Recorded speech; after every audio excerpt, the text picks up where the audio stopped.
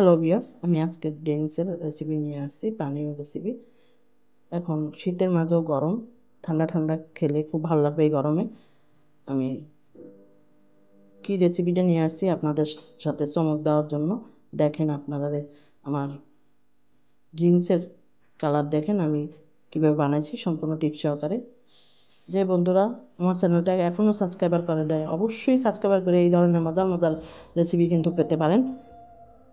দেখেন সামনে রোজা আসছে, কিন্তু এরকমের ড্রিঙ্কস এরকমের পানীয় রেসিপি কিন্তু আপনাদের অবশ্যই পরানটা শীতল হয়ে যাবে যে এই রেসিপি এক গ্লাস শরবত খেতে পারলে। এখন দেখেন এই আর একটা কালার কেমন লাগতেছে আপনাদের কাছে। মনে হয় সবাই বলতেছেন যে খুব সুন্দর, যেটা খেতে খুব ভালো লাগছে। আমি খেয়েছি, আমি জানি আপনারা কিন্তু খেয়ে দেখবেন যে কত সুন্দর লাগতেছে। এখন পুরো মূল রেসিপিটা দেখে নিন।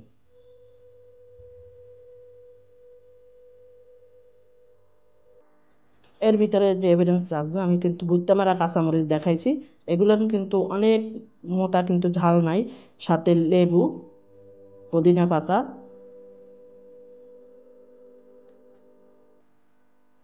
বিট লবণ। অবশ্যই বিট লবণ না দিলে কিন্তু বন্ধুরা স্বাদ লাগবে না।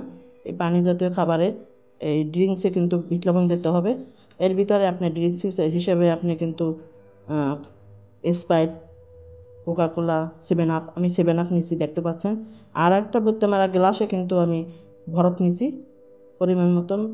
আপনাদের মন মতন আপনারা নিয়ে নেবেন। 2 ধরনের কালার ব্যবহার করছি আমি, নীল কালার আর সবুজ কালার।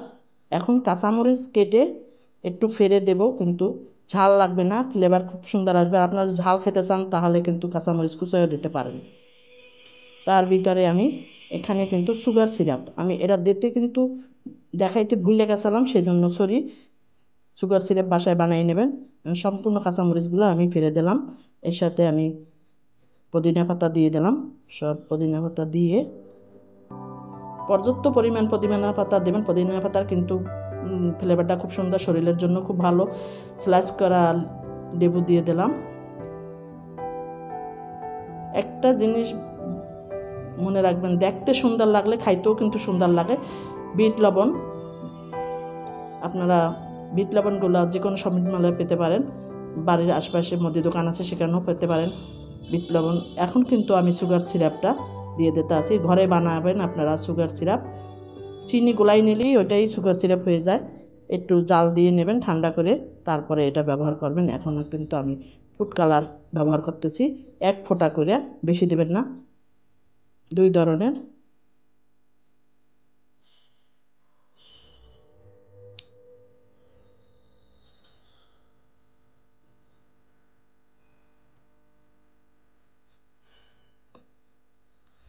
এখন আমি লেবু চিপে রসটা বের করে সম্পূর্ণ খোসা সহকারে কিন্তু আমি এখানে দিয়ে দেব।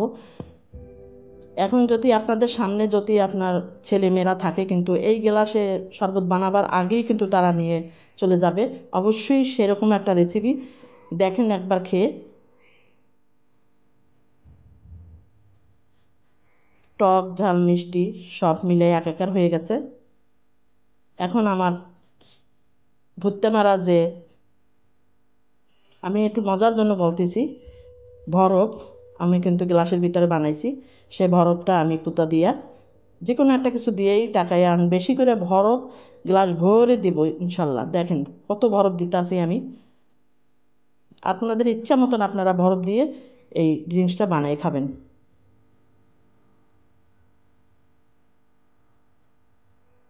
এখন আমি 7 আপ ঢেলে দিতে আছি, আপনারা কোকাকোলাও ব্যবহার করতে পারেন।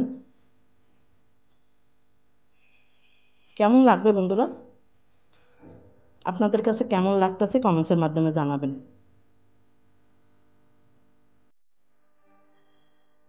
দেখেন আমি একটা গ্লাস, সম্পূর্ণ গ্লাসগুলা কিন্তু আমি চামচ দিয়ে লেড়ে লেড়ে ঘুটে ঘুটে কিন্তু আমি শরবতটা বানাই নিতে আসি।